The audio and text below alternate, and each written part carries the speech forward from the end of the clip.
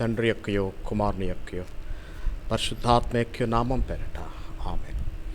ప్రియ దేవుని సంగమా, దేవుని బిడలారా, మనము ఈ 18వ కీర్తన చాలా సుదీర్ఘమైనటువంటి చర్చతో, ధ్యానంతో, దేవుడు మనకు ఇచ్చినటువంటి సందేశాలతో, దేవుడు మనకిచ్చినటువంటి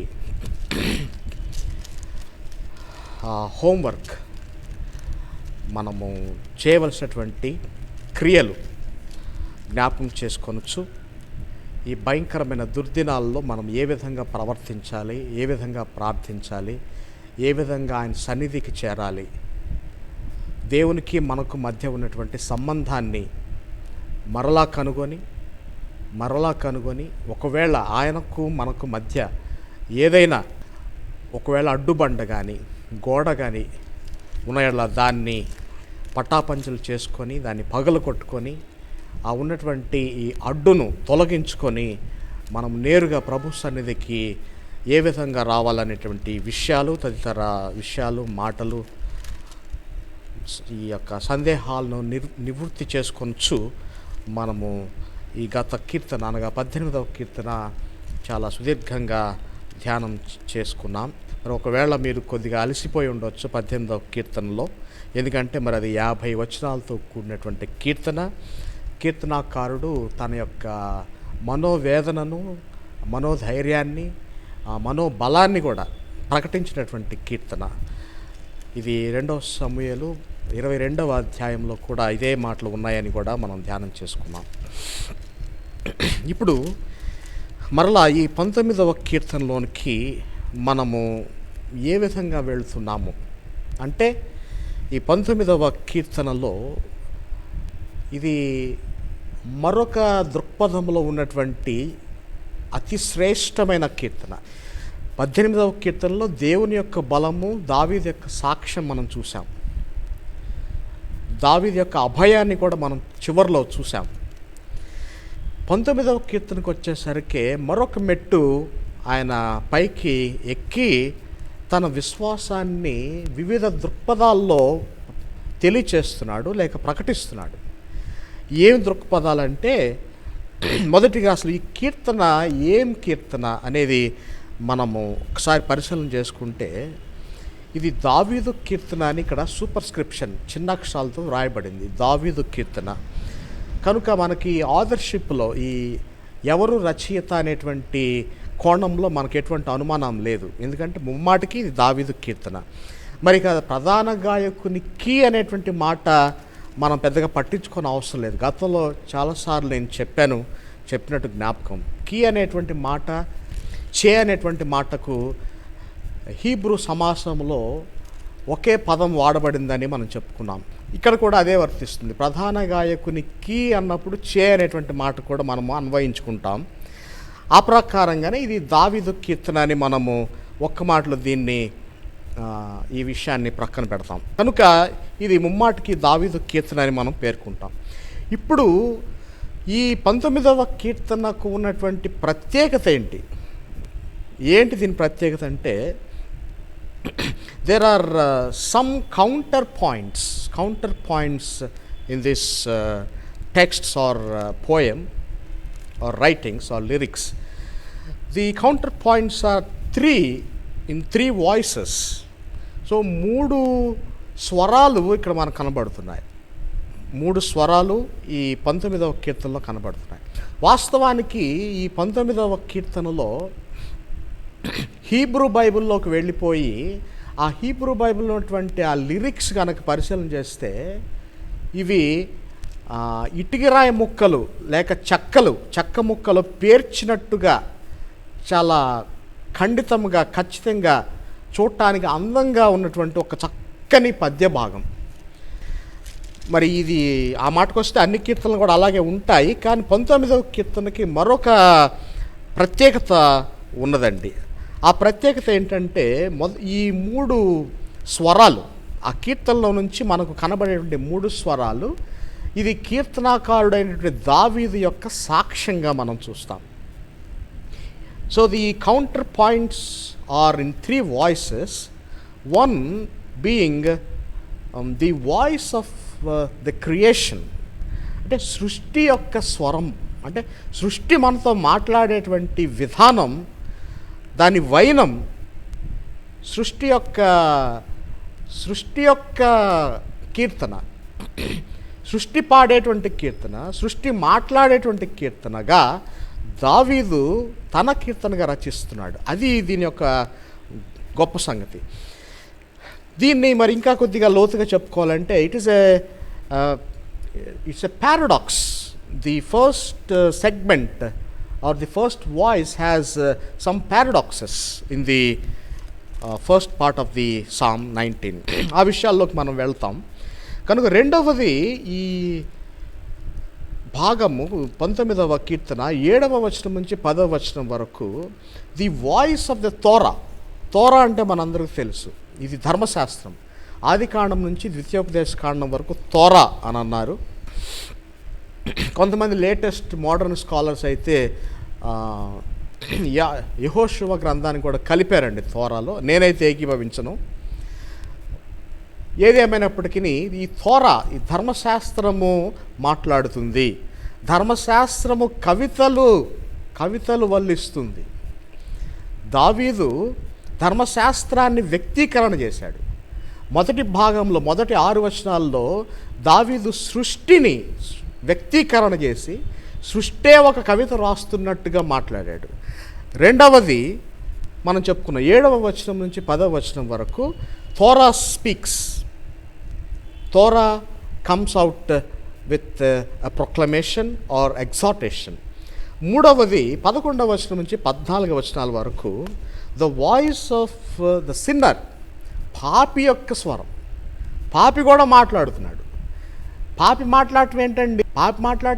పాపికి మాట్లాడే ఛాన్స్ ఉందా అంటే అసలు పాపి మాట్లాడటానికే కదా యేసుక్రీస్తు ఈ లోకానికి వచ్చింది. పాపి మాట్లాడటానికే ఈ బైబిల్ గ్రంథం రాయబడింది. పాపి మాట్లాడటానికే దేవుడు మనకు దేవుడుగా ఉన్నాడు. కనుక పాపి మాట్లాడటం అనేది మనకు చాలా ప్రాముఖ్యమైనటువంటి సంగతి. Every sinner must confront God, every sinner must speak to God, every sinner must come to God, every sinner must speak to God, must confess to God, every sinner must read the Torah, the scriptures, and every sinner must confess his sins and come to God. So ఈ కీర్తన అంతటికీ కూడా మనం ఒక చిన్న title మనం ఆపాదిస్తే it is the glory of God. ఇంకా చాలా రకాలుగా మనం దీనికి టైటిల్స్ ఇచ్చుకోవచ్చు. క్లుప్తంగా కొద్దిలో మనం ఇచ్చుకోవాలంటే it's nothing but the glory of God seen from the heavens, from the Torah and even from the sinner. So that is quite and clearly evident in Psalm 19. ఈ ఉపోద్ఘాతము మనకు సరిపోతుంది 19వ కీర్తనలోకి వెళ్ళటానికి. ఇప్పుడు నేను పారాడాక్స్ అనేటువంటి మాట ఒకటి వాడాను. మొదటి భాగంలో పారాడాక్స్ అనేటువంటి మాట వాడటం జరిగింది. అది ఇప్పుడు మనం గమనించుకుందాం. చూడండి, 19వ కీర్తన మొదటి వచనం నుంచి నేను చదువుతున్నాను. ఆకాశములు దేవుని మహిమను వివరించుచున్నవి, అంతరిక్షము ఆయన చేసిన పనిని ప్రచురపరచుచున్నది. పగటికి పగలు బోధ చేయుచున్నది, రాత్రికి రాత్రి జ్ఞానము తెలుపుచున్నది. వాటికి భాష లేదు, మాటలు లేవు, వాటి స్వరము వినబడదు. వాటి కొలనూలు భూమి అంతటా వ్యాపించి ఉన్నది, లోక దిగంతముల వరకు వాటి ప్రకటనలు బయలు వెళ్ళుచున్నవి. వాటిలో ఆయన సూర్యునికి గుడారము వేసెను, అతడు తన అంతఃపురంలో నుండి బయలుదేరు పెండ్లి కుమారుని వలె ఉన్నాడు. ఇంతవరకు నేను ఆపుతాను. ఇక్కడ మనకు పారాడాక్స్ అనేటువంటి మాట ఏంటంటే it's a kind of statement that is seemingly futile or meaningless or an absurd statement, but in fact towards the end we come to find and note and endorse that this is founded to be true. అనగా ఈ ఉన్నటువంటి ఈ భావాలు, ఈ పదాలు, ఈ యొక్క భావనలు ఏవైతే ఉన్నావో అవి చూడటానికి నిజం కాదేమో అనిపిస్తుంది. ఇవి నిజమా వాస్తవమా అనిపిస్తుంది. కానీ వాటిని పరిశోధనాత్మకంగా చూస్తే వాటిలో దేవుని యొక్క సత్యం దాగి ఉంటుంది. That is the paradox and that is the beauty of the first part of this psalm 19. ఇప్పుడు ఆ పారాడాక్సెస్ ఏంటో మనం ఒకసారి చూద్దాం. ఆకాశములు దేవుని మహిమను వివరించుచున్నవి. అంటే ఇప్పుడు ఆకాశము దేవుని మహిమ ఎవరికి వివరిస్తున్నాయి? ఆ మహిమను చూసేది ఎవరు? ఆ మహిమను కొనియాడేది ఎవరు? ఆ విషయాలు మనం ప్రశ్న వేసుకుందాం. దానికి జవాబులు ఇప్పుడు త్వరలోనే మనం తెలుసుకుంటాం. తర్వాత అంతరిక్షము ఆయన చేసిన పనిని ప్రచురపరచుచున్నది. చూసారా? అంతరిక్షం అంటే ఈ విశ్వం కదా, మనందరికీ తెలుసు.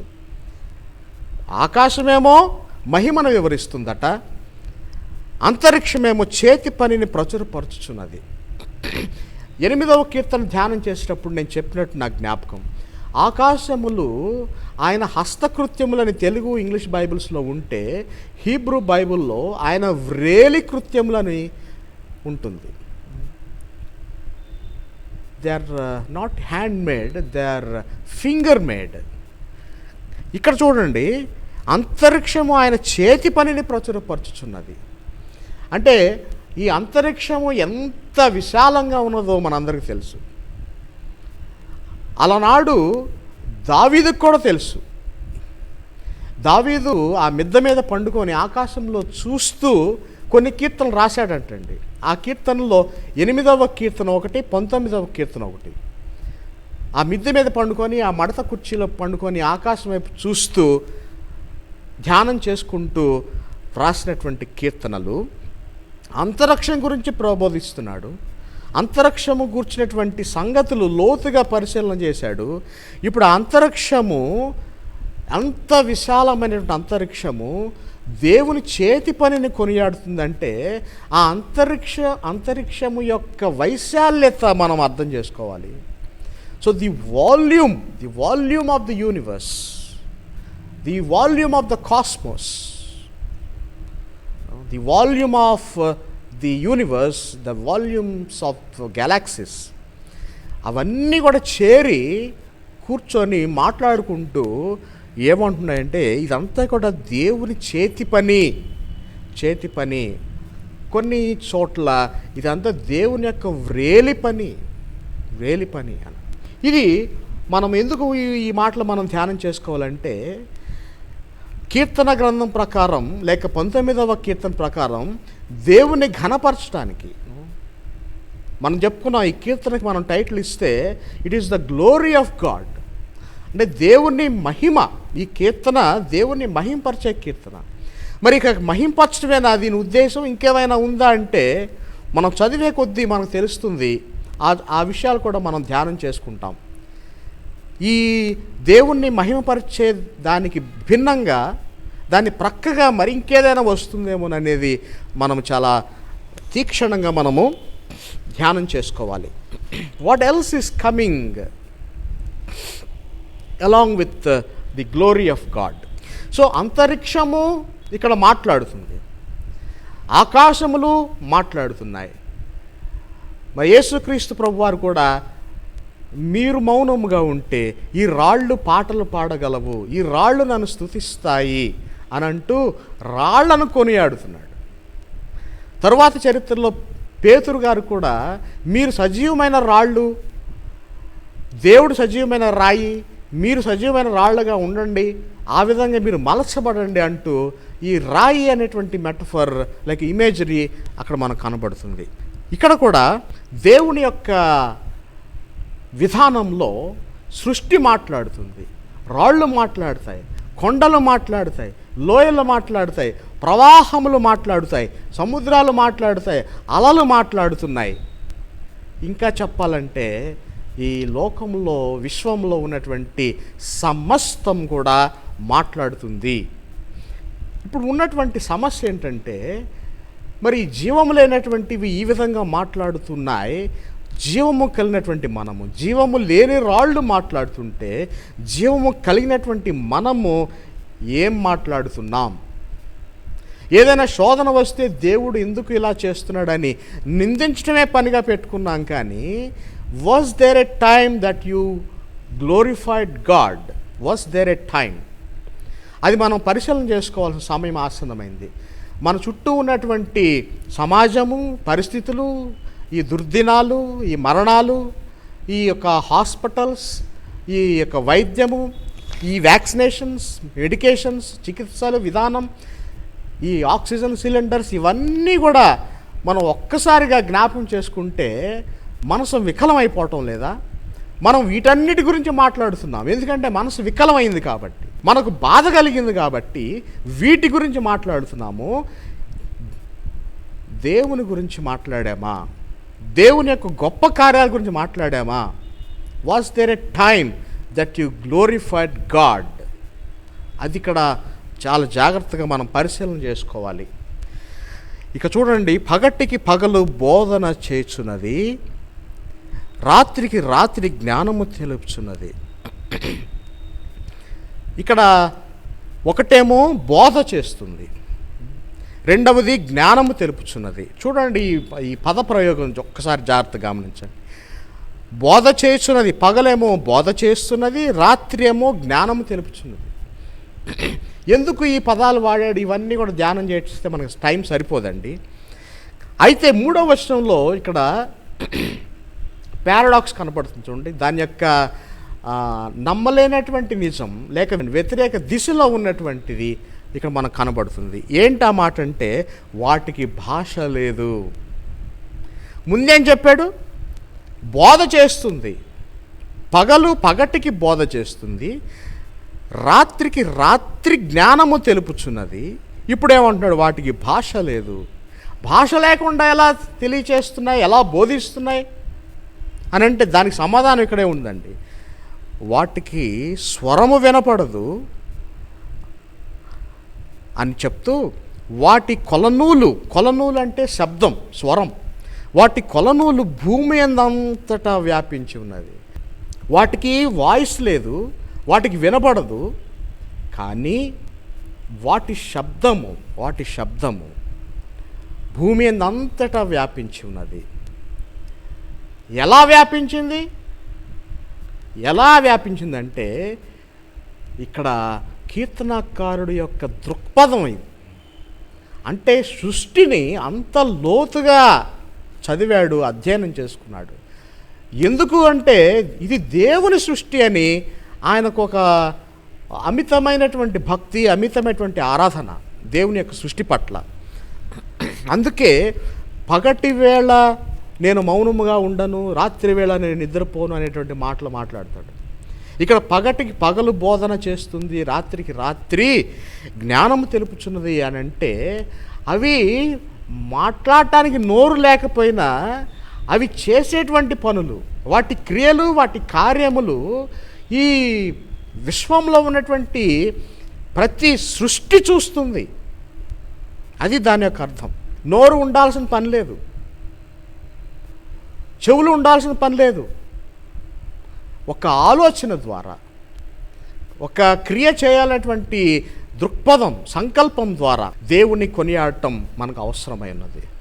మరి ఈ రోజున నేను పొద్దున పాస్టమ్ గారితో కూడా అదే మాట్లాడుకుంటున్నాం. మేమిద్దరం మనము ఆరోగ్యంగా ఉన్నప్పుడు ఎన్నెన్నో మాట్లాడుకుంటున్నాము.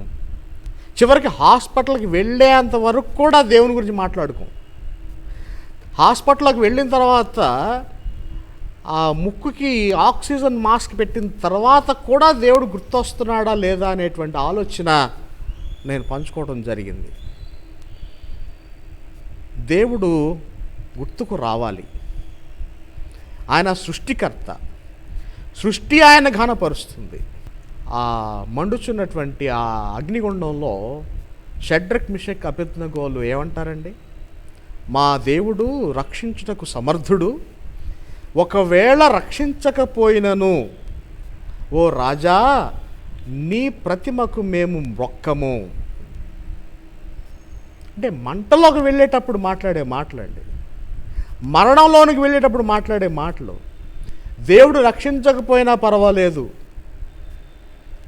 ఇది లోతైనటువంటి ప్రార్థన అంటే, ఇది విశ్వాసం అంటే.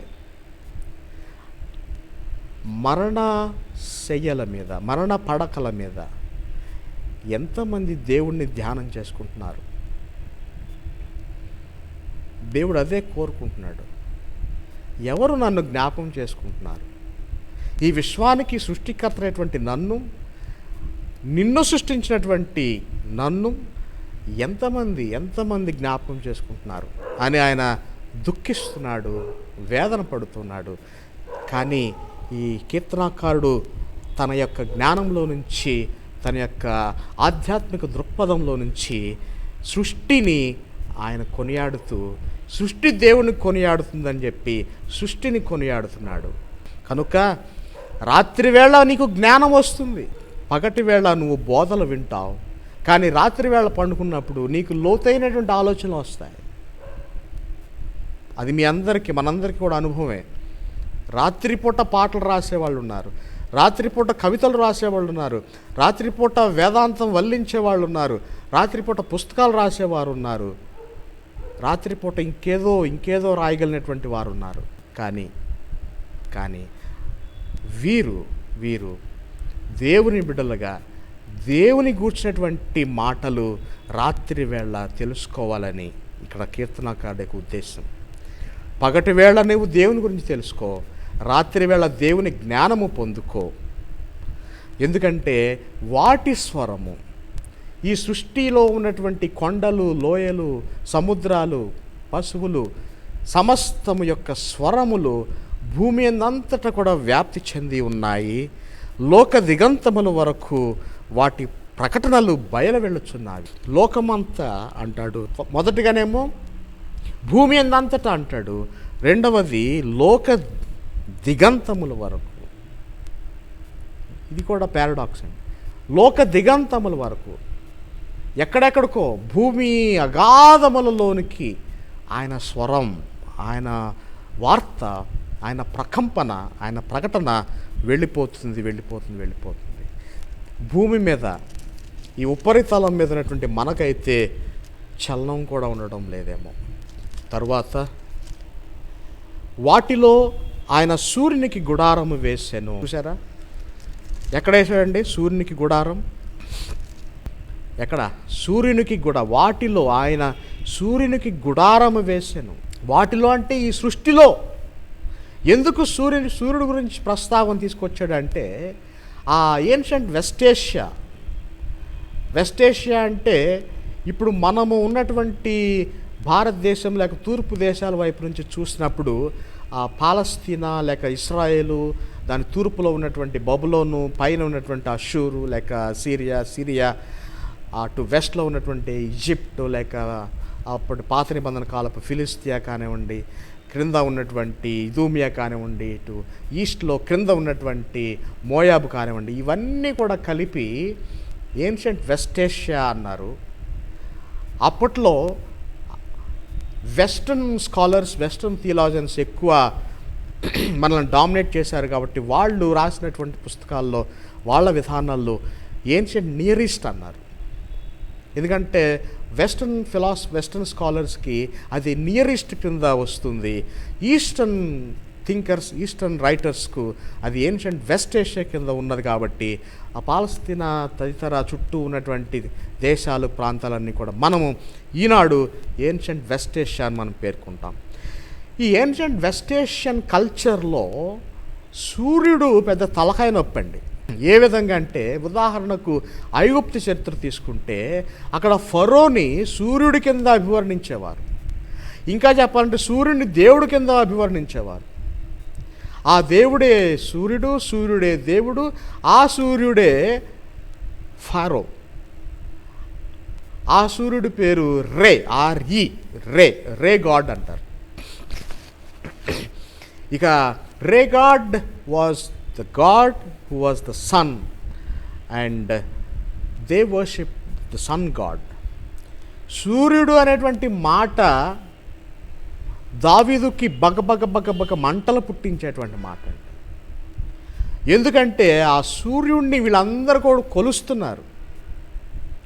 The Akkadians, the Syrians, the Babylonians, ఇక్కడ ఉన్నటువంటి వారందరూ కూడా సూర్యుడిని కొలవటం దావీదు గారికి నచ్చలేదండి. అందుకే ఆయన ఏమంటున్నాడు చూడండి, వాటిలో ఆయన సూర్యునికి గుడారం వేశాను, అంటే సూర్యుడిని కప్పేస్తున్నాడు.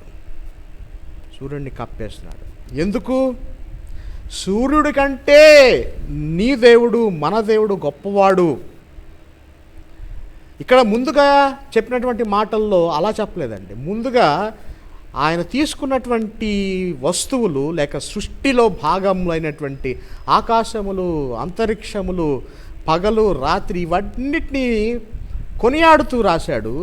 సూర్యుడి దగ్గరికి వచ్చేసరికి ఆయన కొనియాడటం కాదు కదా, ఆయన కించపరిచి మాట్లాడుతున్నాడు. కారణం ఏంటంటే వీరు సృష్టికర్తను మరచి సృష్టిని పూజిస్తున్నారు. ఈరోజు మనం చేసేది కూడా అదేనండి. సృష్టికర్తను విడిచిపెట్టి సృష్టి వైపు పరిగెత్తుతున్నాం, సృష్టిని కొనియాడుతున్నాం. ఈ రోజున ప్రపంచం అంతా కూడా ఒక్కసారి మనము పరిశీలన చేస్తే దేవుడి గురించి మాట్లాడుకుంటున్నారా, కరోనా గురించి మాట్లాడుకుంటున్నారా? దేవుడి గురించి మాట్లాడుకుంటున్నారా, ఇంజెక్షన్స్ గురించి, వ్యాక్సినేషన్ గురించి మాట్లాడుకుంటున్నారా? దేవుడు ఆలోచన విధానం, దేవుడు ఆలోచించేది ఏంటంటే ఈ ప్రజలు నన్ను విడిచిపెట్టారు, ఈ ప్రజలు నన్ను విడనాడుతున్నారు, ఈ ప్రజలు నా వైపు తిరగటం లేదు, ఈ ప్రజలు నాకు దూరంగా వెళ్ళిపోతున్నారు, నాకు దూరంగా వెళ్ళిపోతే వీళ్ళు ఏమి చేయగలరు అంటూ దేవుడు తన బాధను వెళ్ళగక్కుతున్నాడు. ఈ బైబిల్ గ్రంథం అంతా కూడా అదే చూస్తాం మనం. ఇక్కడ కూడా మనం ఈ రచనల్లో కీర్తనాకారుడి యొక్క దృక్పథం కూడా అదేనండి. చూడండి 5వ వచనం, అతడు తన అంతఃపురంలో నుండి బయలుదేరు పెండ్లి కుమారుని వలె ఉన్నాడు.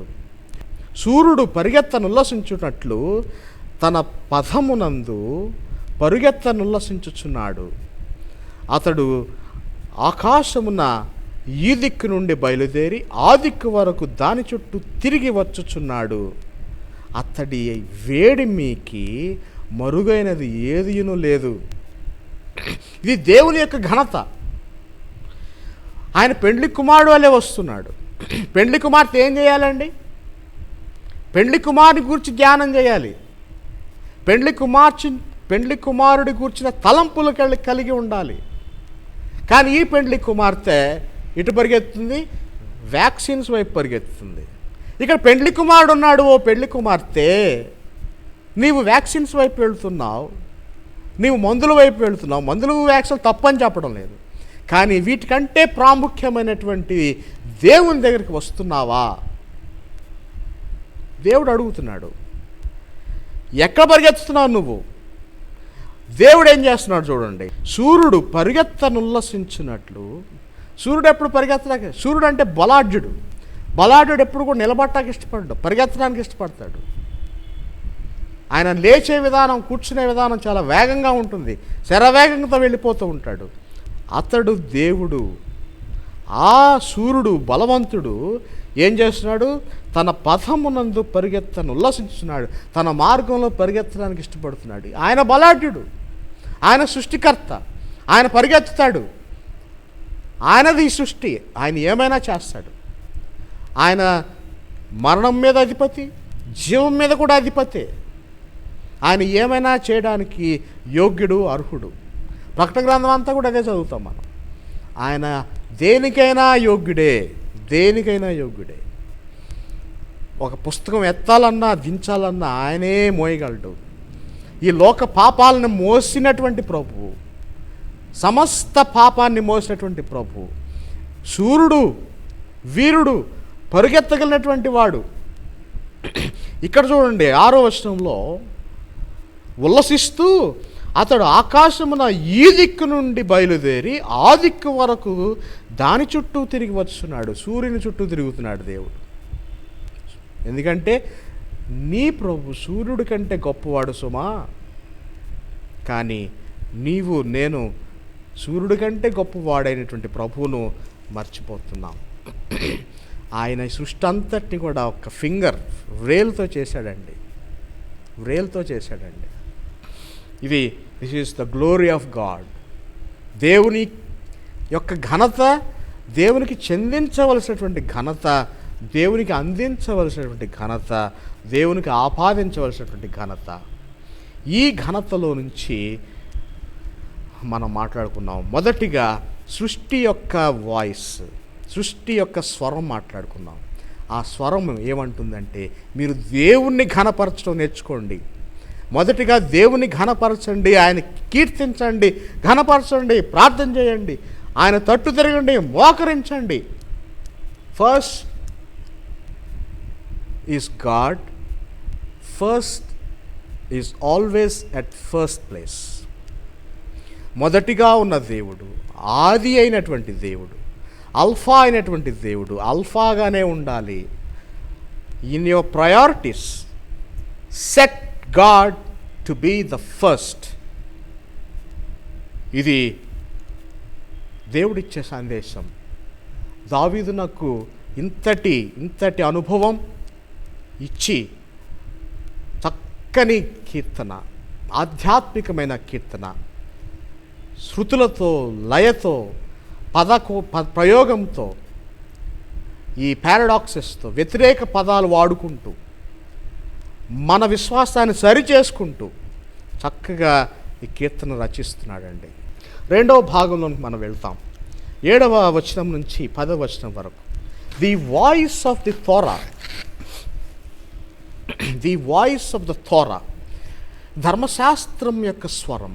అంటే దేవుని మాట ఏమి చెప్తుంది, ధర్మశాస్త్రము ఏమి చెప్తుంది అనే మాటలు ఇక్కడ మనం చాలా జాగ్రత్తగా గమనించాలి. యెహోవా నియమించిన ధర్మశాస్త్రము యథార్థమైనవి. ముందుగా చెప్పుకున్నాం కదా, కొన్ని పారాడాక్సెస్ చెప్పుకున్నాం మనం. అవన్నీ కూడా చూడటానికి ఇవి నిజమా అనిపిస్తున్నాయి, కానీ చివరికి తన రచన ద్వారా దావీదు ఏమంటున్నాడు, ఇవి వాస్తవమే, నిజమే అంటూ దానికి ముగింపు పలికి ఆ మొదటి భాగానికి రెండో భాగాన్ని మరలా దాంతోనే ప్రారంభిస్తున్నాడు. ఇవి యథార్థములు, ఇవి ధర్మశాస్త్రములు, ధర్మశాస్త్ర సంబంధమైనవి, ఇది యథార్థములు. మీరు ఇక్కడ మనసు ఉంచండి, ఇవి యథార్థములు. యెహోవా నియమించిన ధర్మశాస్త్రం యథార్థమైనది, అది ప్రాణమును తెప్పరిల్లజేయును. చూసారా, ఈ రోజున ఎంతమంది ఎన్ని మాటలు చెప్పినా మనకు ఊరట కలగటం లేదండి. వాట్సాప్లో, ఫేస్బుక్లో, ట్విట్టర్లో, in other many social media we come across much of consolation. ఎక్కడా కూడా మనకు ఆదరణ కలగటం లేదండి. ఎందుకంటే అవన్నీ కూడా వాస్తవాలో అవాస్తవాలో తెలుసుకోలేనటువంటి స్థితిలో మనం ఉన్నాం. అందుకే అవి మనకు ధైర్యాన్ని నింపటం లేదండి. ఏ మందు పనిచేస్తుందో లేదో మనకు తెలియదు, ఏ స్టెరాయిడ్ వాడుతున్నారో అవి పనిచేస్తాయో లేదో తెలియదు, ఆక్సిజన్ సిలిండర్ ఎంతవరకు అది శ్రేష్టమైనదో యోగ్యమైనదో తెలియదు, దాని పైప్స్ ఎంత శుభ్రంగా ఉన్నాయో తెలియదు.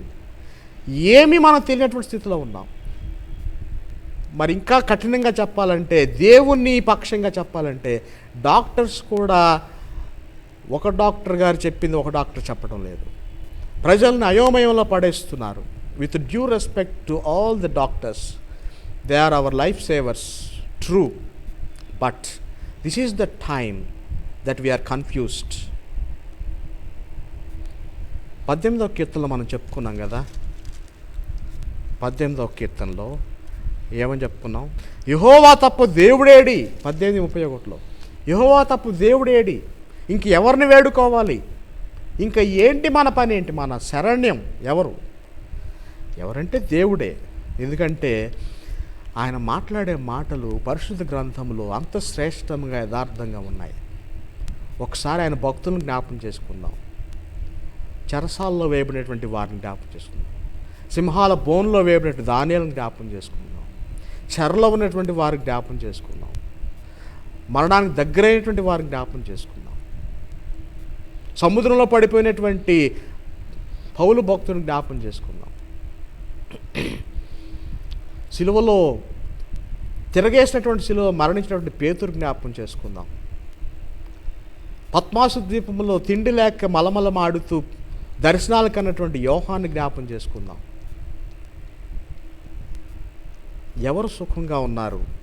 వీరందరూ కూడా దేవుని బిడ్డలు. Praise the lord.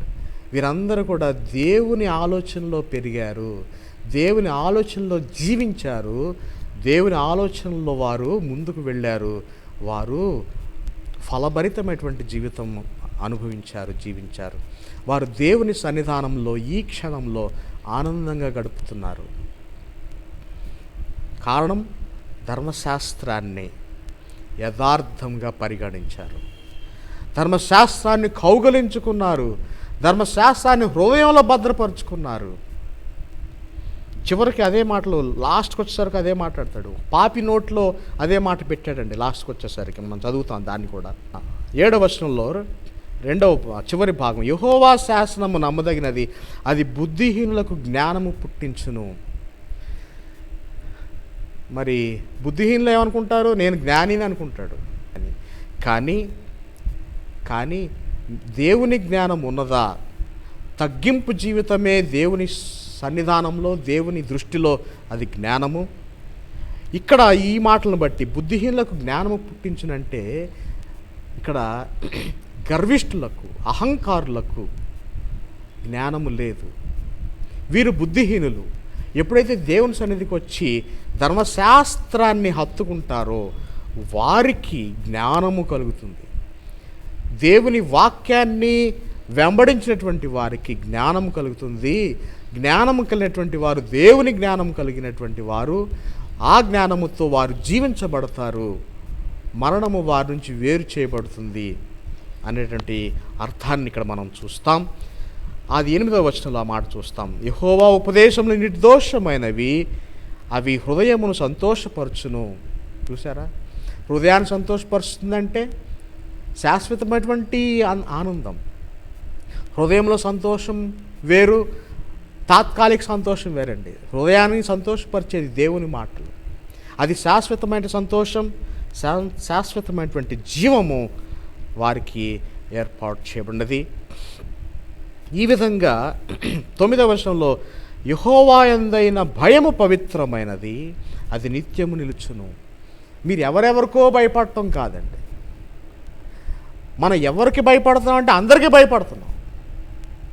ఒకరితో మాట్లాడాలంటే భయం, బయటికి వెళ్ళాలంటే భయం, ఇంట్లో ఉండాలంటే భయం, తినాలంటే భయం, ఏది చేయాలన్నా భయపడుతున్నాం. దేవుడు ఏమంటున్నాడు? యెహోవా యందైన భయము పవిత్రమైనది.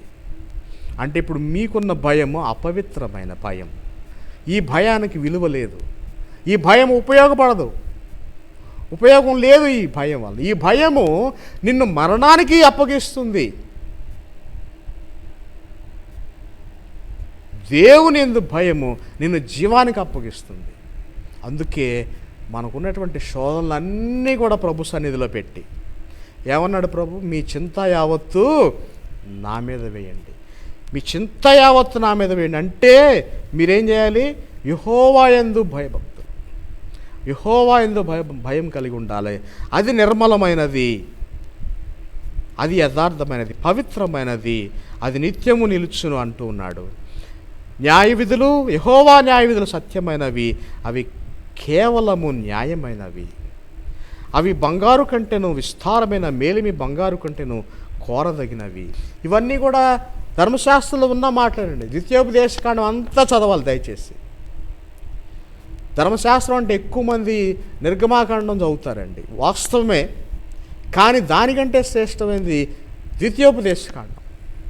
ద్వితీయోపదేశకాండం అంటే ద్వితీయ ఉపదేశం. It's a refined testament. It's a refined book. It's a rewritten law. శ్రేష్టమైనటువంటి మాటలు ఉన్నాయి దాంట్లో. మోషే భక్తుడు తన హృదయాన్ని పగలగొట్టుకునేట్టు రాసినటువంటి పుస్తకం ఈ ద్వితీయోపదేశకాండం. ఇంకా చెప్పాలంటే 19వ కీర్తన ద్వితీయోపదేశకాండం ఆధారం చేసుకొని రాయబడింది. ఖచ్చితంగా చెప్పాలంటే ద్వితీయోపదేశకాండం ఖచ్చితంగా మనం చదువుకోవాలి. ఎందుకంటే ఆ ధర్మశాస్త్రము పవిత్రమైనది, యెహోవా యందు భయము పవిత్రమైనది, అవి నిత్యము నిలుచును, అవి న్యాయ విధులు, అవి కేవలము న్యాయమైనవి, అవి మనను శాశ్వతమైన జీవితంలోనికి జీవంలోకి నడిపించేటువంటి మాటలు. ఇంకా ఏమంటున్నాడు? జుంటె తేనె ధారల కంటెను, తేనె కంటెను జుంటె తేనె ధారల కంటెను మధురమైనవి. నిజంగా మీరు చదవండి ద్వితీయోపదేశకాండం దయచేసి. మరి నేను చెప్పకూడదు కానీ నా రీసెర్చ్, హీబ్రూ రీసెర్చ్, ద్వితీయోపదేశకాండం నేను హీబ్రూలో చదివాను. నేను ఎంత గుండె పగిలేటువంటి సంగతులు రాశాడునండి మోషే భక్తుడు. నిజంగా అవి జుంటెత్తేనే ధారలు కంటే శ్రేష్టమైనటువంటివి, మధురమైనటువంటివి. దేవుని బిడ్డలారా, ఈ 2వ భాగంలో మనం చూసేది ఏంటంటే ద థోరా స్పీక్స్. ధర్మశాస్త్రం మాట్లాడుతుంది. ఏం మాట్లాడుతుంది? నిత్య జీవం గురించి మాట్లాడుతుంది, శాశ్వతమైన జీవితం గురించి మాట్లాడుతుంది, మరణాన్ని వేరుపరిచే సంగతులు మాట్లాడుతుంది, యథార్థమైన భయం ఏంటో తెలియజేస్తుంది, నిజమైన భయం ఏంటో తెలియజేస్తుంది. నిజమైన భయము దేవుని భయం అని అంటూ ఆ ధర్మశాస్త్రం మనతో మాట్లాడుతుంది. కనుక మనలో ఉన్నటువంటి భయము ఏమి భయం అనేది ఈ భాగంలో మనం పరిశీలన చేసుకొని ఈ ధర్మశాస్త్రం ద్వారా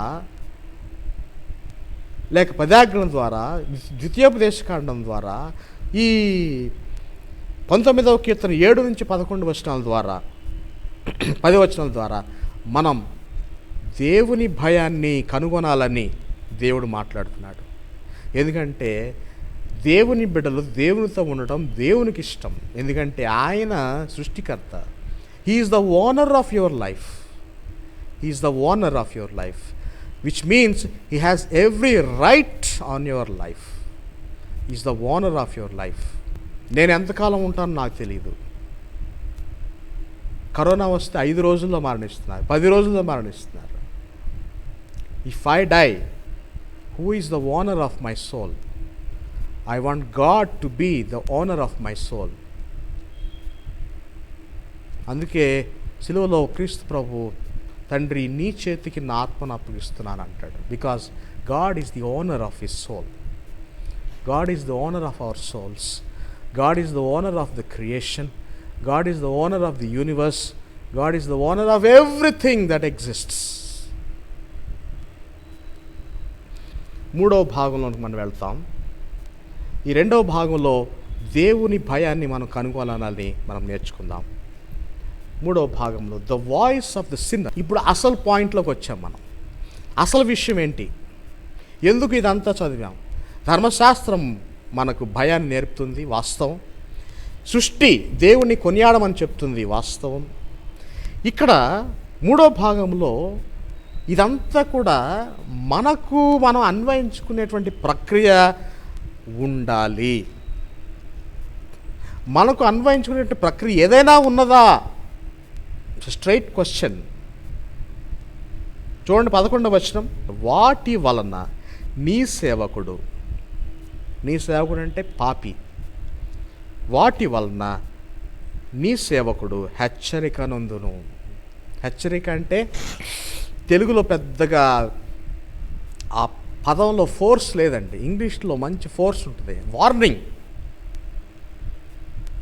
ఈ మాటల వలన నీ సేవకుడు అనగా పాపికి ఒక హెచ్చరిక. It's a warning to the sinner. నీవు ఈ స్థితిలో, ఈ పాపపు స్థితిలో, ఈ దుర్భర స్థితిలో, ఈ మలినంతో దేవుని సన్నిధిలోనికి రాలేక, వాక్యం వినలేక, చదవలేక, అంగీకరించలేక, ఆచరించలేక ఏమైపోతున్నావు అని అంటూ హెచ్చరిక జారీ చేశాడండి. ప్రభుత్వం వారి హెచ్చరికలు జారీ చేశారు. 12 దాటితే కర్ఫ్యూ అని. ఆ కర్ఫ్యూను అయితే పాటిస్తాం. ఇంకా రకరకాల హెచ్చరికలు చేశారు, గతంలో చేశారు, అన్నీ పాటించాం. దేవుడి హెచ్చరిక ఏంటి? దేవుని మాటలు వింటాం, దేవుని హెచ్చరిక. ధర్మశాస్త్రం చేజెక్కించుకో, ధర్మశాస్త్రాన్ని పట్టి దాన్ని అధ్యయనం చేసి దేవుడిచ్చేటువంటి హెచ్చరికలు స్వీకరిస్తే అప్పుడు ఏం జరుగుతుందో చూడండి. వాటిని గైకొనటం వలన గొప్ప లాభము కలుగును. Praise the Lord. హృదయానికి సంతోషం కలిగేంత లాభం ఇక్కడ దేవుని ఆజ్ఞలకు, హెచ్చరికలకు లోబడటం వలన జరుగుతుంది. మీరు అంటారు, మరి పాస్టర్లు అందరూ ఎలా చనిపోయారండి అంటారు. పాస్టర్లు దేవుని సేవలో దేవుని మాట విని చనిపోయారండి. ప్రభుత్వం హెచ్చరికలు జారీ చేస్తే వినకుండా, దేవుని ఆజ్ఞలను జారీ చేస్తే దేవుని ఆజ్ఞలను, హెచ్చరికలను పాటించి చనిపోయారు. సమర్థించడం కాదు కానీ, అందరూ పాస్టర్లు, అందరు దైవజనులు మంచివారని నేను చెప్పను, కానీ వాస్తవంగా జరుగుతుంది ఏంటంటే వారు దేవుని పిలుపుకు లోబడి వారు వెళ్ళిపోతున్నారండి. ఇక్కడ దేవుని ఆజ్ఞలకు, హెచ్చరికలు లోబడటం వలన గొప్ప లాభం కలుగుతుంది. 12వ వచనంలో తన పొరపాటులు కనుగొనగలవాడెవడు. ఈరోజు అందరూ కూడా ఎదుటివారి తప్పులు ఎదురు చూపించేవాళ్లే కానీ, ఎదుటివారి తప్పులు ఎత్తి చూపించేవాళ్లే కానీ, తమ తప్పులెంచు వారు తమ తప్పులు ఎరుగరయా అనే పద్యం మనం చిన్నప్పుడు చదువుకున్నాం. మన తప్పులు మనం చూసుకోవడం మనకి ముఖ్యం. ఎందుకంటే ఎంతమందిని తప్పులు చూపిస్తావు? ఎంతమందిని? అందరూ పాపులే. పాపి కానివాడెవడు? ఏ భేదం లేదు, అందరూ పాపం చేశారు. నీవు వేలెత్తి చూపించుకుంటూ వెళితే ఈ ప్రపంచం సరిపోదే, సమయం సరిపోదే. ఇంకా నీ తప్పులు ఎప్పుడు చూపించుకుంటావు వేలెత్తి? నీవు అది అసాధ్యం. కనుక నీ తప్పు నీవు కనుగొనాలి. తన పొరపాట్లు కనుగొనగలవాడెవడు? నేను అని మనం చెప్పాలి. ఇప్పుడు నా తప్పు నేనే కనుగొంటున్నాను ప్రభువా, నీ హెచ్చరికలు నేను తీసుకుంటున్నాను, నా తప్పు నేనే తెలుసుకుంటున్నాను. ఒకరితో పని లేదు, ఒకరు నా తప్పులు వేలెత్తి చూపించిన అవసరం లేదు, నేనే చూసుకుంటానని ప్రభు సన్నిధిలో హెచ్చరికలకు లోబడి వస్తే దేవుడు ఏం చేస్తాడు చూడండి. నెక్స్ట్ తర్వాత మాటలో ఉంది, నేను రహస్యముగా చేసిన తప్పులు క్షమించి నన్ను నిర్దోషినిగా చేస్తాడు. ఎప్పుడు? నా తప్పు నేను తెలుసుకున్నప్పుడు. నేను రహస్యముగా చేసినటువంటి తప్పులన్నీ కూడా, రహస్యంగా అనేటువంటి మాటలు ఎందుకు వాడారంటే, పబ్లిక్లో ఎవరు తప్పులు చేయరండి. పబ్లిక్లో దొరికిపోతారు, పబ్లిక్లో అందరు చూస్తారు, పబ్లిక్లో చాలా డీసెంట్గా మాట్లాడతాం, అందరు చూస్తున్నప్పుడు చాలా హుందాగా ప్రవర్తిస్తాం. కానీ లోపల హృదయములో, అంతరంగములో, రహస్యమందు మన ఆలోచనలు పాపపు ఆలోచనలు ఉంటున్నాయేమో దాని గురించి ప్రస్తావిస్తున్నాడు. ఏంటా ప్రస్తావన? ఈ అంతరంగము లేక రహస్య పాపములు చేసిన నన్ను దేవుడు క్షమిస్తాడు. క్షమించడం కాదు, అసలు నిర్దోషినిగా చేస్తాడట. అంతకంటే ఇంకేం కావాలండి? దేవుడు నిర్దోషి అని అంటే ఇంకంతకంటే ఏం కావాలి? ఎందుకు నీవు నిర్దోషివి ఎందుకు కావాలంటే, నీవు రక్షించబడాలి. దేవుడు నీ ప్రార్థనలు, మన ప్రార్థనలు వినాలంటే మనం నిర్దోషులముగా తీర్చిదిద్దబడాలి. ఈ 18వ కీర్తన అంతా కూడా ఆ మాట మీదే మనం మాట్లాడుకున్నాం. మనము దేవుని సన్నిధానంలో మోకరిల్లి ప్రణమిల్లి మనల్ని మనం పరిశీలన చేసుకొని పాపపు గోడను పగల కొట్టుకొని దేవునికి దగ్గరగా సమీపముగా వెళ్ళిపోతే మనకు ఆయన క్లీన్ చిట్ ఇస్తాడు. 17వ కీర్తన అంతా అదే, 18వ కీర్తన కొనసాగింపు. ఇప్పుడు 19వ కీర్తన కూడా పాపి గురించి, పాపం గురించి, పరిశుద్ధులైనటువంటి దేవుని గురించి కీర్తనాకారుడు తన యొక్క గ్రంథంలో నుంచి, ధర్మశాస్త్రంలో నుంచి తెలియజేసేటువంటి మాటలు ఈ విధంగా ఉంటున్నాయి. దేవుని బిడ్డలారా, 13వ వచనంలో, దురభిమాన పాపములో పడకుండా నీ సేవకుని ఆపుము, వాటి నన్ను ఏలనీయకుము, అప్పుడు నేను యథార్థవంతుడినై అధిక ద్రోహము చేయకుండా నిందారహితునగుదును.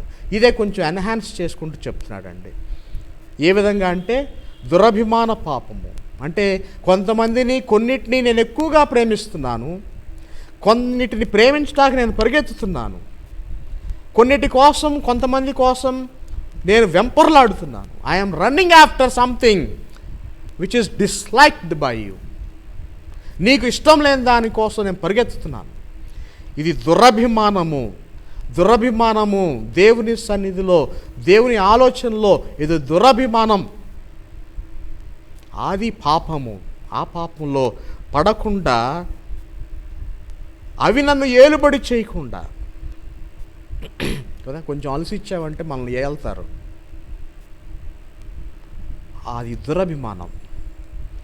ఈ దురభిమానులు నన్ను ఏలుబడి చేస్తారేమో ప్రభువా, దాని నుంచి కూడా వేరు చేసేయి. నిందారహితుడుగా, యథార్థవంతుడుగా వారు నన్ను ఏలకుండా ఉండునట్లు నన్ను చేయి. దానికి నేనేం చేయాలి అనేది ఇక్కడ తెలియజేస్తున్నాడు. ఏం చేయాలి? నా పొరపాట్లు నేను తెలుసుకోవాలి, నేను రహస్యంగా చేసిన తప్పులు నేను ప్రభు సన్నిధిలో ఒప్పుకోవాలి. ఇక చివరికి వచ్చేసరికి 14వ వచనంలో, యెహోవా నా ఆశ్రయదుర్గమా, నా విమోచకుడా. ఇది 18వ కీర్తనలో ఉన్నటువంటి మాటలు. ఆశ్రయదుర్గమా, నా కవచమా, నా విమోచకుడా. ఇప్పుడున్నటువంటి పరిస్థితుల్లో మనం వాడాల్సిన మాటలు ఇవేనండి. నా విమోచకుడా, ఇంకెవరున్నారు? నేను ఈ భయంకరమైన స్థితిలో నేను విలపిస్తున్నాను. ఈ దుఃఖం, ఈ వేదన, ఈ మారణకాండ, ఈ దుస్థితి, నిస్సహాయ స్థితులు, గాలి పీల్చుకోలేనటువంటి పరిస్థితి, బయటకు వెళ్ళలేనటువంటి పరిస్థితి, ఇంత దారుణమైన భయానకమైనటువంటి పరిస్థితులలో ఎవరు విమోచకుడు? ఎవరిని నమ్మలేనటువంటి స్థితిలో ఉన్నామే. ఎవరిని నమ్మాలి? It's a serious affair, very serious matter. దేవుని తట్టు ఒక్కసారి మనం చూద్దాం. ఆయన మన విమోచకుడు. కంటికి కనబడినటువంటి క్రిమిని తయారు చేసినటువంటి ప్రభువు ఇంత పెద్ద దేహం ఉన్నటువంటి మానవాళిని, ఇంత పెద్ద విధానము, విషయము, పరిజ్ఞానం ఉన్నటువంటి మానవుణ్ణి రక్షించలేడా? ఎందుకు దేవుడు దాన్ని ఆ విధంగా కట్టడి చేయకుండా వదిలివేస్తున్నాడు అనేది కొద్దిగా మనం ఆలోచన చేయగలిగితే, it could be our sins of privacy or private sins that are hindering our prayers to reaching God. ఇప్పుడు ఏమంటున్నాడంటే ఆ కీర్తనాకారుడు, పాపి నోట నుంచి ఏమని మాట్లాడిస్తున్నాడు అంటే, మన నోటి నుంచి ఏమని మాట్లాడిస్తున్నాడు?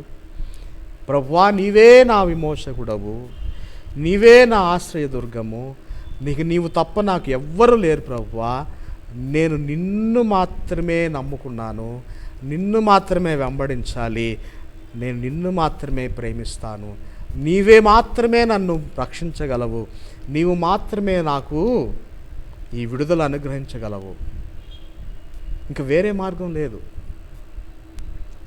అలాంటి స్థితిలో మనం ఉన్నాం. అలాంటి స్థితిలోకి వచ్చిన తరువాత కూడా మనం ప్రార్థించలేని స్థితిలో ఉంటే, ఇక ఆ కీర్తనాకారుడు పాడాడు చూడండి, మాకు ఎవరు ప్రభువా, దేవుడు ఏడి అంటే నిజంగానే ఏడి, ఎక్కడున్నాడు, లేడు అనే సమాధానం కూడా రావచ్చునేమో. కనుక అది భయంకరం. అది దురహంకారంతో కూడినటువంటి పాపం కూడా. దేవుడు లేడని బుద్ధిహీనులు తమ హృదయాల్లో అనుకుంటారట. మనకు తెలిసిన వాక్యాలు ఇవన్నీ. కనుక మన నోటిన ఆయన పెట్టినటువంటి మాట, నీ నోట, నా నోట, మన నోట దేవుని మాట ఏమంటే చివరి మాట, నా ఆశ్రయదుర్గమా, నా విమోచకుడా, నా నోటి మాటలను, చూసారా, నా నోటి మాటలు ఎదుటివారిని కోసే విధంగా కూడా ఉంటాయి. నా హృదయ ధ్యానమును, నా హృదయంలో కూడా అనేకులు నేను నిందించుకున్నాను, హింసించుకున్నాను. నా హృదయంలో భయంకరమైన పాపాలు చేసుకుంటున్నాను నేను. ఈ నా నోటి మాటల ద్వారా, హృదయం ద్వారా నేను నష్టపోతున్నాను. అందుకే వీటన్నిటి నుంచి పారాడాక్సికల్గా మనల్ని ఒడ్డును పడేస్తున్నాడండి. ఈ నోటి మాటల ద్వారానే నీవు మారాలి, నీ హృదయ ధ్యానం ద్వారానే నువ్వు మారాలి. అవి చివరిలో ఇచ్చాడండి. ఏ విధంగా? అవి దేవుని దృష్టికి అంగీకారములగునుగాక. ఆమేన్. నా నోటి మాటలు, నా హృదయ ధ్యానములు నీ దృష్టికి, దేవుని దృష్టికి అంగీకారముగా ఉండాలంటే ఎలాంటి ఆలోచనలు చేయాలి, ఎలాంటి మాటలు మాట్లాడాలి, ఎలాంటి ధ్యానం చేయాలి, ఎలాంటి నోరు కలిగి ఉండాలి, ఎలాంటి హృదయాన్ని కలిగి ఉండాలి. అప్పుడు ఏ విధంగా దేవుడు తన దృష్టికి అంగీకారంగా చేసుకుంటాడు. ఇవి చాలా అక్షర సత్యములు, ఇవి చాలా లోతైనటువంటి మాటలు, మనం ధ్యానం చేసుకోవాల్సిన మాటలు. నిత్యము ధ్యానం చేసుకుంటూ అనునిత్యము మనము వాక్యము చేత కడగబడి మనము దేవుడిచ్చేటువంటి ఆ అంగీకారాన్ని పొందుకోవాలని, సృష్టి ద్వారా, ధర్మశాస్త్రం ద్వారా ఆయన ఘనతను మనం పొందుకున్నాం, తెలుసుకున్నాం, జ్ఞాపకం చేసుకున్నాం. ఇప్పుడు పాపులైనటువంటి మనము, పాపి అయినటువంటి నేను, నీవు, మనము అందరము కూడా కలిసి దేవుని దృష్టికి అంగీకారంలో అయ్యేటువంటి పనులు మాట్లాడాలని, చేయాలని, తలంచుకోవాలని దేవుడు తెలియచేస్తున్నాడు. ఆ విధంగా ఉన్నప్పుడు దేవుడు మనకు విమోచకుడుగా మనకు అందుబాటులో ఉంటాడు. విమోచకుడుగా మనలను సంరక్షిస్తాడు, విమోచకుడుగా మనల్ని ఆవరిస్తాడు, మనల్ని కౌగిలించుకుంటాడు, భద్రపరుస్తాడు. ఇది శాశ్వత ప్రేమ. ఈ శాశ్వత ప్రేమలో, ఈ విమోచనలో మనము మన విధానాలు మార్చుకుంటూ దేవుని యొక్క శాశ్వత ప్రేమలో మన నిరంతరము ఈ ధ్యానంలో సాగిపోయి దేవుని కృపకు నిత్యము, ఇప్పుడు, ఎల్లప్పుడూ, నిరంతరము మనము ఆయన యొక్క మేళ్ళు పొంది మనము ఆయన కృపలో వర్ధిల్లుదుముగాక.